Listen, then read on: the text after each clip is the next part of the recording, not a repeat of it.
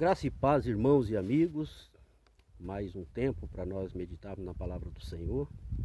E falo hoje aqui direto de Umuarama, no oeste do Paraná, aproveitando um final de semana muito gostoso, muito quente, esperando que Deus mande a chuva para que venha abençoar a plantação, pois começamos o período de safrinha agora aqui na região. O tema nosso hoje são 8 lições que nós devemos aprender para a vida toda. O texto base que nós vamos utilizar está lá em Hebreus, no capítulo 13, do verso de número 1 até o verso de número 8. E assim diz a palavra do Senhor. Seja constante o amor fraternal. Não se esqueçam da hospitalidade. Foi praticando-a que, sem o saber, alguns acolheram anjos. Lembre-se dos que estão na prisão, como se aprisionados com eles. Dos que estão sendo maltratados, como se fossem vocês mesmos que o estivessem sofrendo no corpo. O casamento deve ser honrado por todos. O leito conjugal conservado puro, pois Deus julgará os imorais e os adúlteros. Conservem-se livres do amor ao dinheiro e contentem-se com o que vocês têm, porque Deus mesmo disse: nunca o deixarei, nunca o abandonarei. Podemos, pois, dizer com confiança: o Senhor é o meu ajudador, não temerei. O que me pode fazer o homem? Lembre-se dos seus líderes, que lhes falaram a palavra de Deus. Observem bem o resultado da vida que tiveram e imitem a sua fé. Jesus Cristo é o mesmo ontem, hoje e para sempre. Amados, graças a Deus por esse tempo, por essa palavra que Deus nos dá nesse dia. E é muito bom aprender de Deus, porque Deus, Ele nos ama, Ele é verdadeiro. E tudo aquilo que nós aprendemos serve para todos os dias, assim como é o tema desse pequeno texto que a gente vê nesse dia e essa meditação que vamos fazer. É interessante que essa carta escrita aos Hebreus, ela traz informações rápidas, ensinamentos lógicos e rápidos para que nós possamos ouvir, entender e praticar. Então ele começa dizendo assim que o nosso amor fraternal. O que é um amor fraternal, né? É um amor muito forte, né? Capaz de fazer a outro o que nós fazemos para nós mesmos. É tratar as pessoas como nós nos tratamos. Amar, querer o bem quanto nós queremos a nós mesmos. Esse é o amor fraternal. E a primeira frase diz assim que ela tem que ser constante, esse tratamento. Esse amor que nós temos para com as pessoas, ela não pode ter um tempo determinado. Enquanto vivermos, nós devemos amar ao próximo. E quem é o nosso próximo? É aquele que está diretamente próximo de nós. Nossos vizinhos, nossos parentes, os da casa, os da igreja, o da praça, o da escola, os que trabalham conosco no serviço, todos aqueles que chegam até nós devem ser amados como nós amamos a nós mesmos.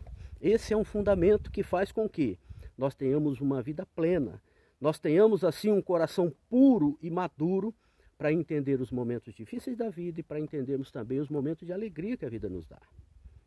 Né? A vida não é só alegria, pois a vida também não é só tristeza.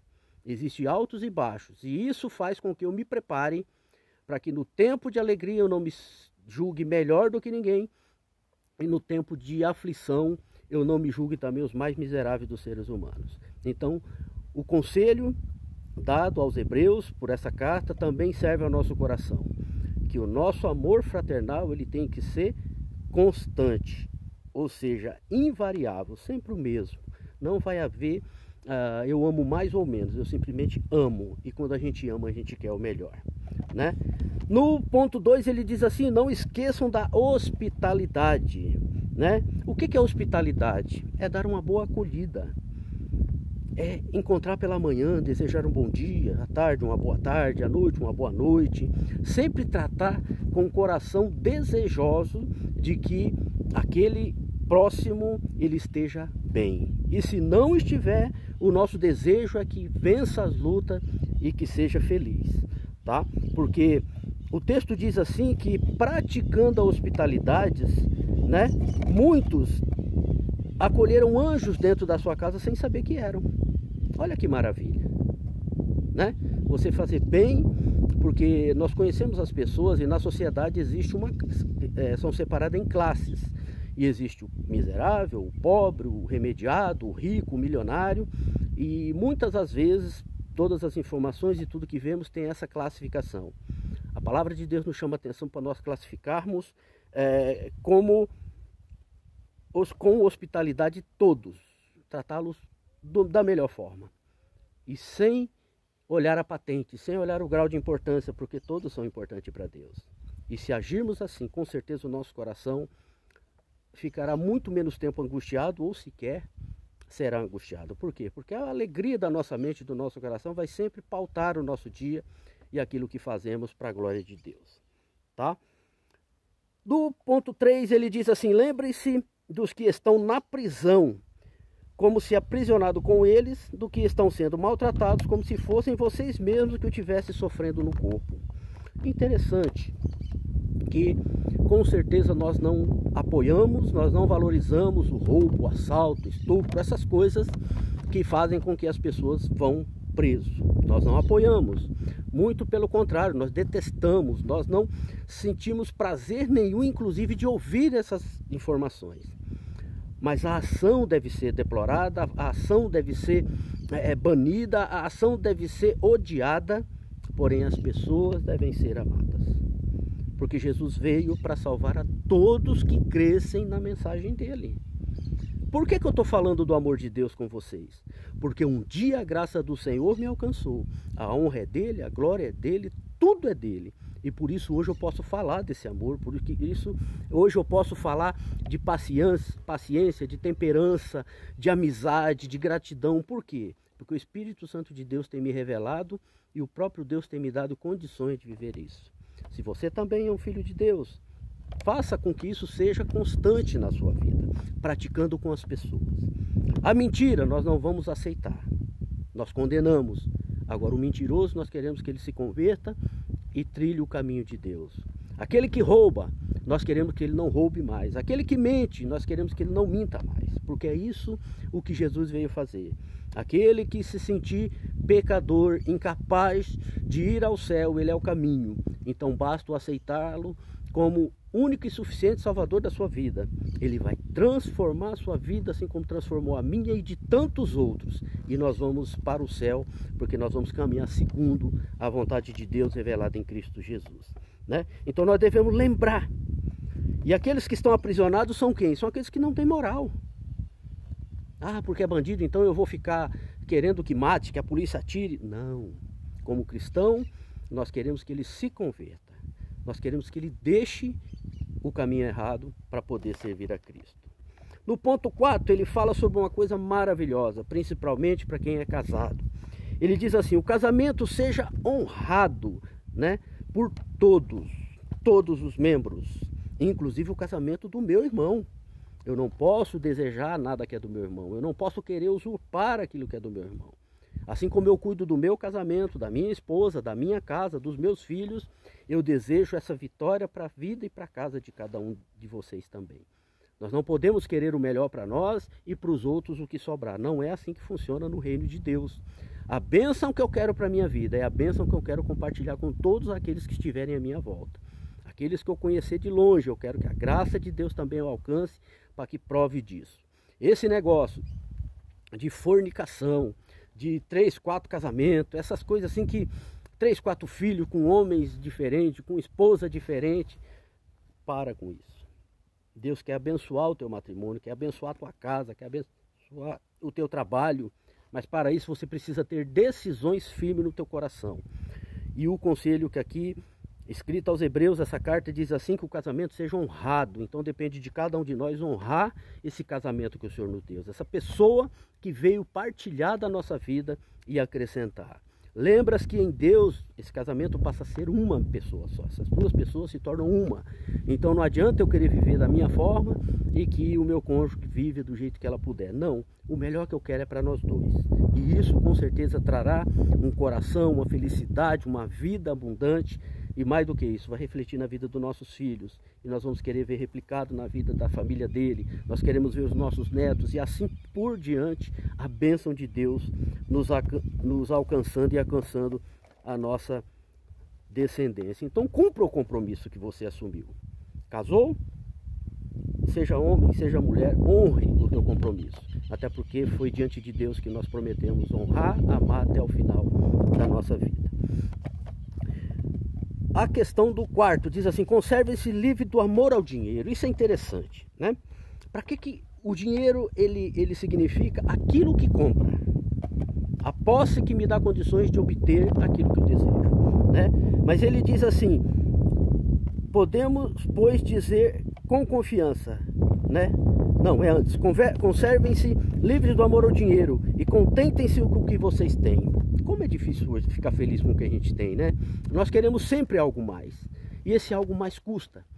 E aí nós vivemos a vida inteira correndo atrás para poder adquirir. E muitas das vezes adquirir algo que não vai causar impacto na nossa vida, não vai fazer diferença nenhuma, vai apenas nos endividar e gastar o dinheiro que conquistamos com o suor dos nossos rostos. E não damos conforto e alegria à nossa casa. Por quê? Porque nós pensamos apenas em coisas. Então, cuidado, o dinheiro é para você usar ele, não para você ser escravizado por ele. E se Deus tem abençoado você com o salário, ora a Deus, peça sabedoria a Deus para poder usar também o dinheiro que Deus tem te dado. Agora sim, né, vem o questionamento para mim e para você. Podemos, pois, dizer com confiança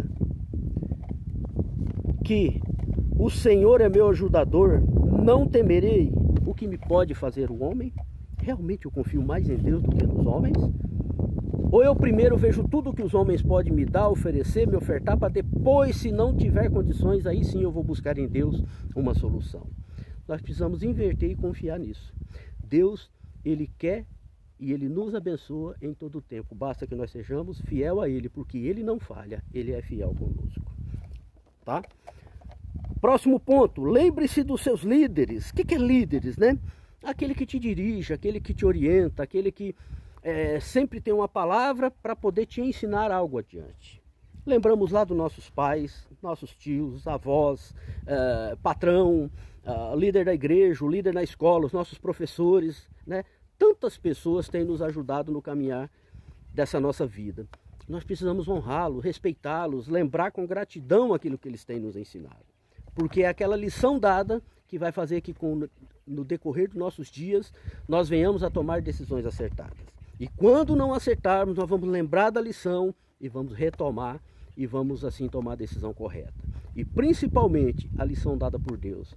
Deus é um homem presente, Ele é Senhor presente na nossa vida. Então em todo o tempo que eu buscar em Deus, Ele vai me ouvir. Então que isso seja algo assim constante na nossa vida. Observem bem os resultados da vida que tiveram e imitem a sua fé. Quem? Nossos líderes. Olha como eles são prósperos, olha como eles são abençoados. E nós queremos igual coisa. Então nós devemos observar, honrá-los, obedecê-los. Finalizando, Jesus Cristo é o mesmo ontem, hoje e para sempre. Jesus Cristo é aquele que nos dá condição de confiarmos. Porque Ele não muda, Ele não morre. E mais um detalhe, Ele vai voltar para nos buscar, Ele prometeu. Então que nós possamos buscar isso no Senhor. Que esse pequeno texto, com ensinamentos para a vida toda, se eu praticar isso durante toda a minha vida, com certeza eu vou ter mais tempo de felicidade do que tempo de ficar reclamando. Meus amados, meus irmãos, que nesse dia abençoado, que esse conhecimento de vida prática seja aquilo que mude a tua sorte. Quero daqui te abençoar, pedir que continue nos auxiliando, que compartilhe esse vídeo com os teus amigos, irmãos, parentes, para que a palavra de Deus, que é a que convence o homem do pecado e do juízo, chegue a mais gente e assim o nome do Senhor seja glorificado. Não esqueça de curtir o canal, não esqueça de dar o joinha, e aqui eu aguardo e agradeço por toda a atenção que você tem me dado. Que Deus ricamente te abençoe e que esse final de semana seja algo especial na sua vida e que você glorifique o nome do Senhor, em nome de Jesus. Amém?